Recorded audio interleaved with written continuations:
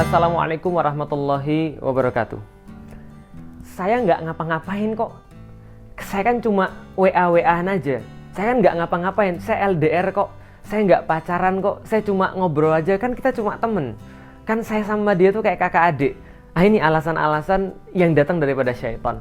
Fazayyana lahumus syaiton a'malahum. Syaiton itu senantiasa menghias amal-amal yang buruk seolah-olah itu adalah terasa baik. Ketika pacaran diharamkan, maka dibuatlah pacaran syariah, pacaran islami.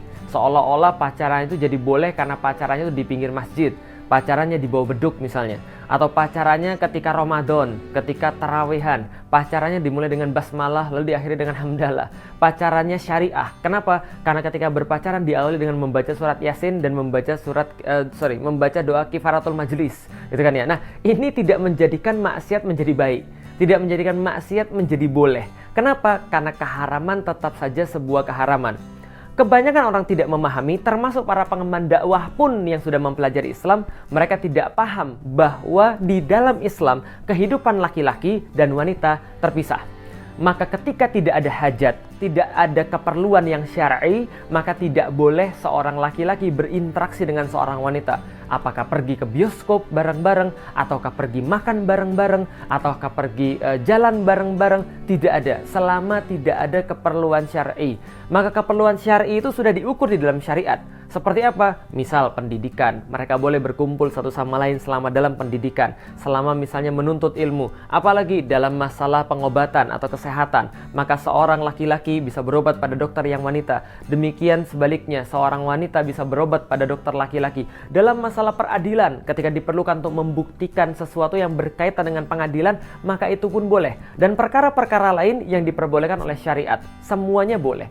Nah, hanya saja kebanyakan kaum muslimin mereka menganggap remeh hal ini. Lalu mereka berkholwat dengan cara apapun. Mereka berkholwat di media sosial, mereka berkholwat di handphonenya, mereka berkholwat dengan menelpon, padahal semuanya sama.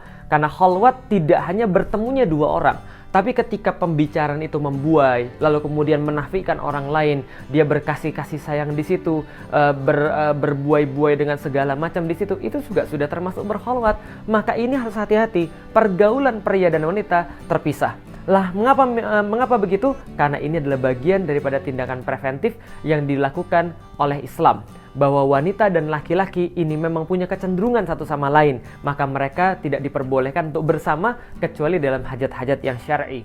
Maka ini harus menjadi sebuah panduan dalam diri kita. Banyak-banyaklah mengkaji bagaimana sistem pergaulan di dalam Islam. Banyak-banyaklah mengkaji bagaimana Islam menempatkan laki-laki dan Islam menempatkan wanita. Kapan mereka boleh berkumpul? Kapan mereka harus terpisah sama sekali?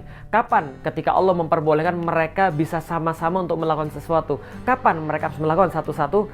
Mereka harus melakukan aktivitas satu-satu dan tidak bercampur satu sama lain. Tapi pada intinya yang harus disampaikan adalah secara mendasar dan secara default laki-laki dan wanita itu terpisah aktivitasnya. Maka jangan bersama-sama kecuali memang ada keperluan, karena mudorotnya pasti ada.